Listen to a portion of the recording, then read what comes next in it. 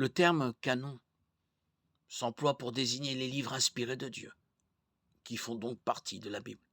Le canon biblique est difficile à déterminer parce que la Bible ne donne pas la liste des livres qui en font partie.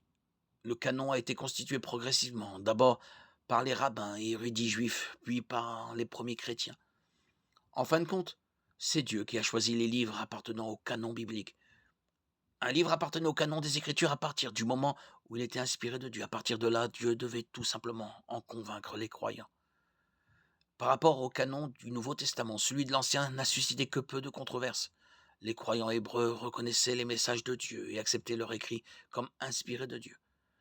S'il est indéniable qu'il y a eu des débats à ce sujet, le consensus sur le canon des Écritures hébraïques était quasi universel dès les abords de 250 après Jésus-Christ. La seule question qui restait ouverte était celle des livres apocryphes, encore débattus aujourd'hui. La grande majorité des érudits juifs les considéraient comme de précieux documents historiques et religieux, mais sans leur accorder la même valeur qu'aux écritures hébraïques.